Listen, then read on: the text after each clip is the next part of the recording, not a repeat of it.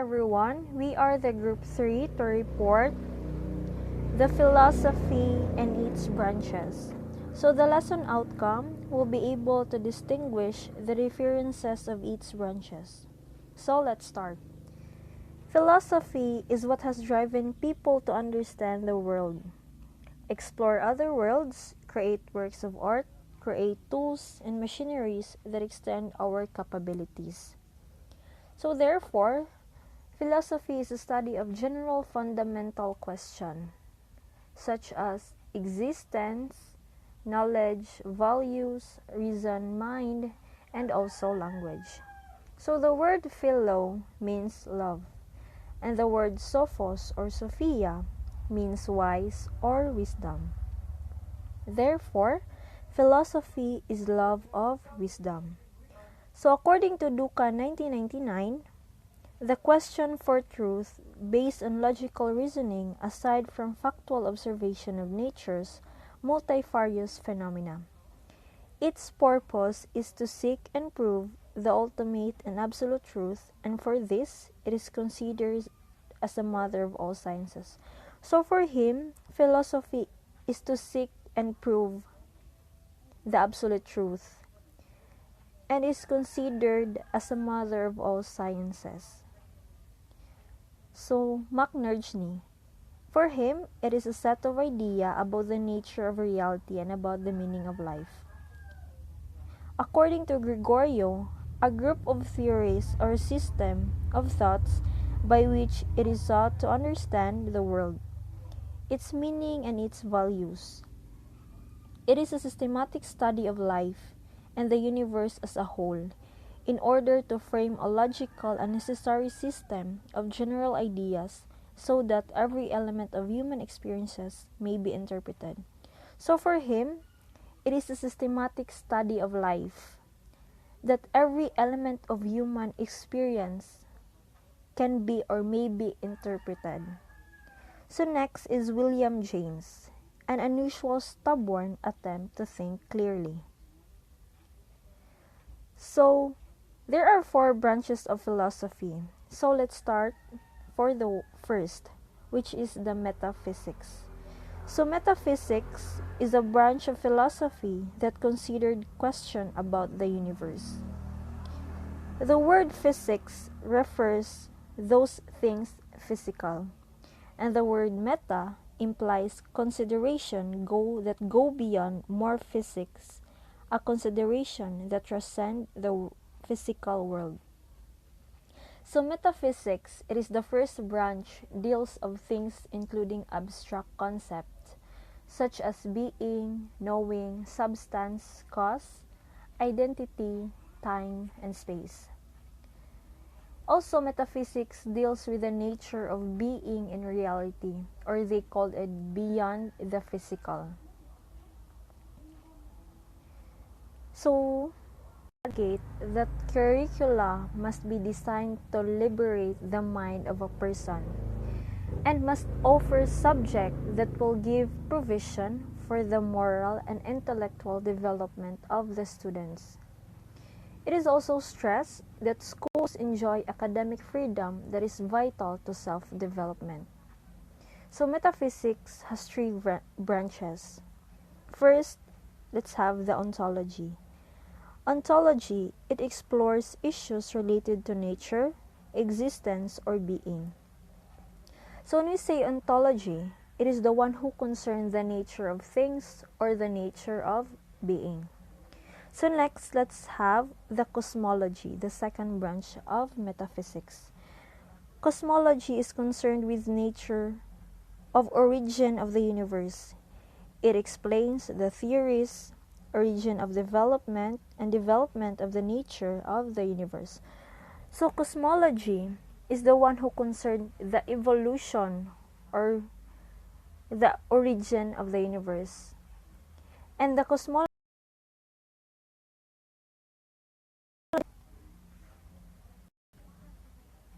the evolutionism and creationism. When we say evolutionism, the universe evolved of itself, or denote the theory of evolution. When we say creationism, the universe has result of working of a creative cause of personality. It is the one working of a creative cause of within the personality. And the third branch of metaphysics is teleology. It tries to elucidate subjects pertaining to whether or not there is a purpose in the universe. So teleology, it is the reason or explanation for something as a function of its end and a purpose or goal. So the second branch of philosophy is epistemology. When we say epistemology, it is concerned with nature of knowledge or how we come to know things. It is theorized that knowledge of truth develops through thought from observation and from logical reasoning and come from scientific inquiry, institution, and the senses. It adhered that view that education must be aimed to developing the person intellectually through acquisition of knowledge imparted by the teacher. So when we say epistemology, it is a branch of knowledge, and education must then develop the total personality of individuals with emphasis of the intellectual of the learner. Or it must be develop their capacity to think rationally. Then epistemology has also 4 branches.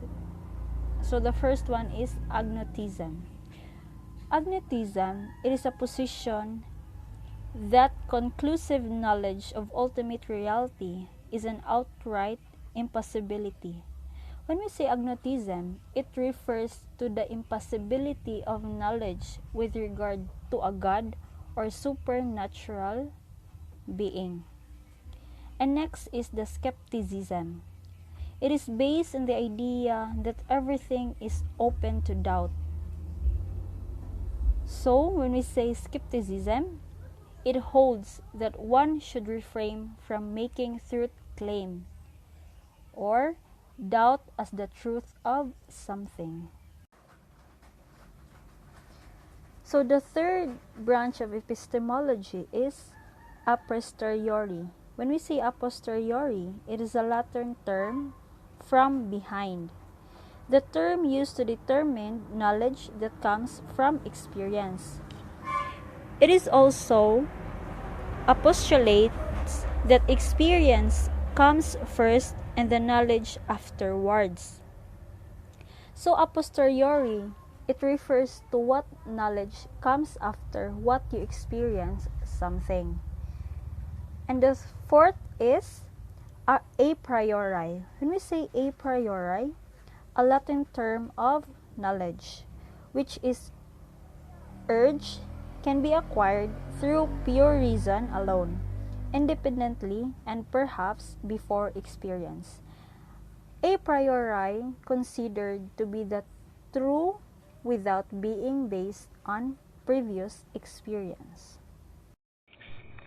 Axiology seeks to ascertain what is of value, deals with the problems of value. Education should not only give provisions for intellectual and personality development, but should also emphasize value formation as well as appreciation of what is beautiful in the world where one lives. Axiology, the branch of philosophy dealing with the nature of value and the types of value, as in morals, aesthetics, religion, and metaphysics. Ethics explores the issue of morality and conduct. It is therefore the determiner of whether the action is good or evil. Ethics is defined as a moral philosophy or code of morals practiced by a person or a group of people. Aesthetics is concerned with beauty and standards of taste and value, especially in art. Aesthetics The definition of aesthetics refers to how humans perceive and judge objects.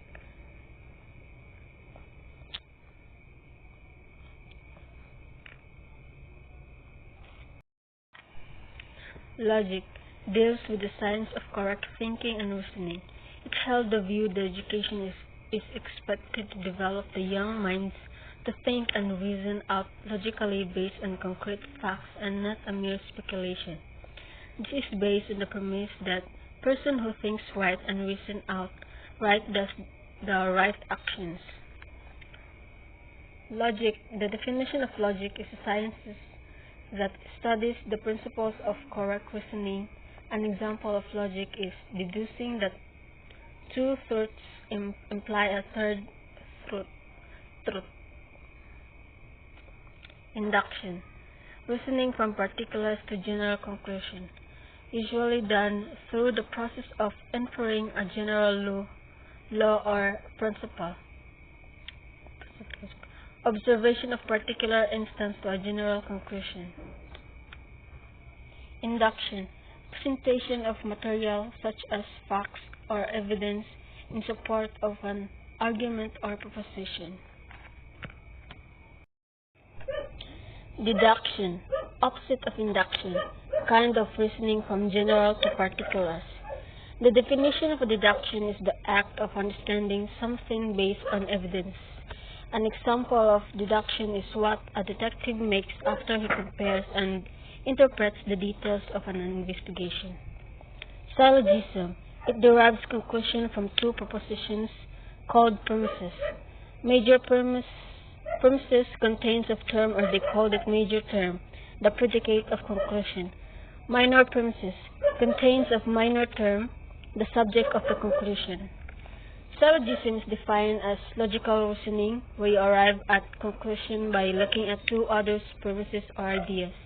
If you know all squares are rectangles and all rectangles are shapes, and you deduce from this that all squares are shapes, this is an example of syllogism.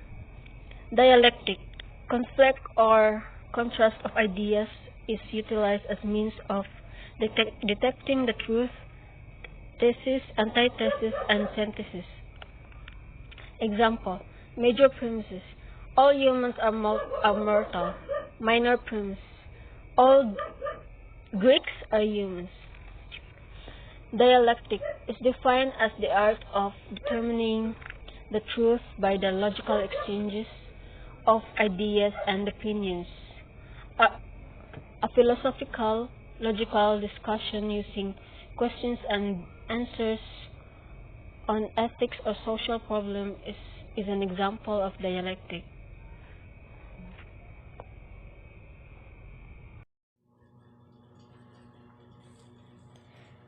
Thinking as a teacher. So, here are some metaphors that we foresee as we are working as a teacher. The first one is teacher as lamplighters. They attempt to illuminate the minds of their learners. So, as a lamplighters, teachers understand that students learn in many different ways, and through that understanding, teachers can be creative, imaginative, and experimental in helping each student reach their maximum potential in a way that suits them best. So, as a teacher, they give us light for us to learn. So, next is teachers as a gardeners. Their goal is to cultivate the mind by nourishing, enhancing the climate, removing the weeds and other impediments, and in standing back and allowing growth to occur. So, as we can see, as a gardener, like being a good teacher is a lot like being a good gardener. Good gardeners are optimistic and patient.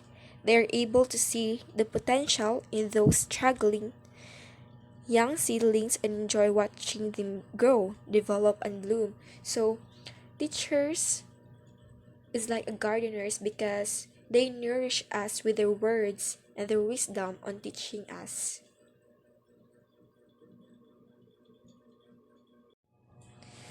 Next is teachers as a muscle builders. They exercise and strengthen flabby minds so learners can face the heavyweight learning tasks of the future. So they prepare us and the task and a bigger task that we might overcome in the future. So as a muscle builders, they are the ones that who builds our capabilities, our strength to face all the battles that we might come in the future.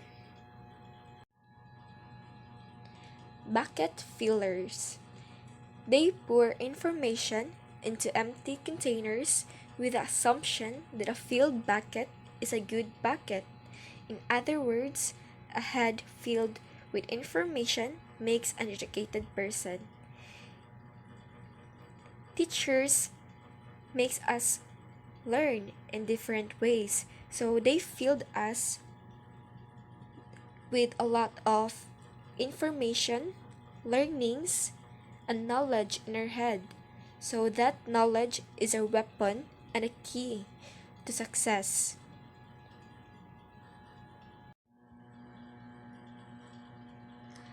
Challengers. They question learners' assumptions, helping them see subject matter in fresh ways and develop critical thinking skills.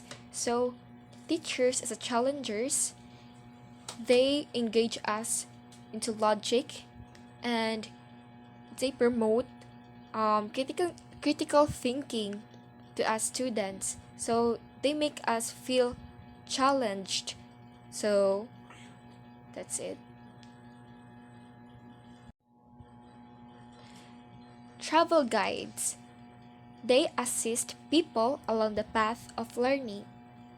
So as a teacher, they are the travel guides. So they guide us in a path of learning. They guide us into our future. So they are cultivating our minds and giving us the path to learn.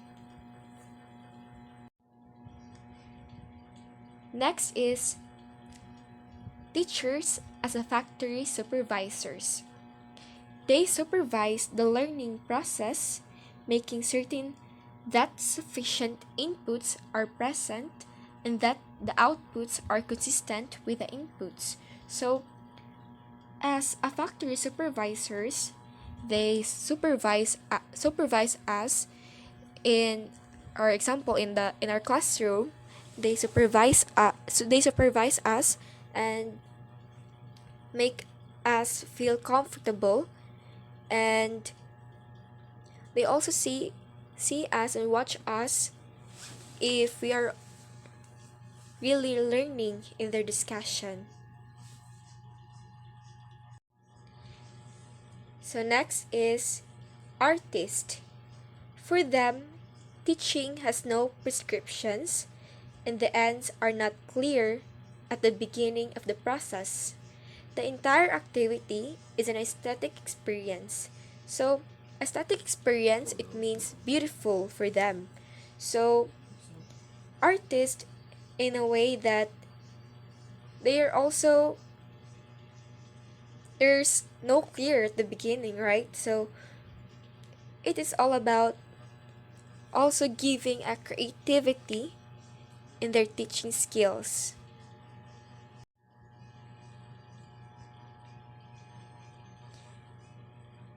Applied scientists.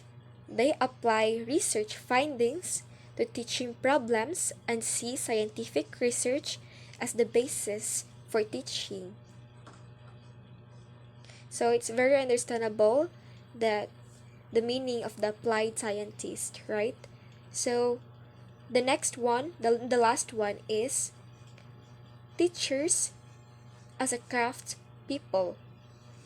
They use various teaching skills and are able to analyze teaching situations, apply scientific findings when applicable, and incorporate an artistic dimension into teaching. So, teachers are crafting us, they are able us to learn and see a dimension, an artistic dimension into teaching and learning. So that would be all for the group 2, and I hope you learn something from us. God bless us all. Thank you. Bye.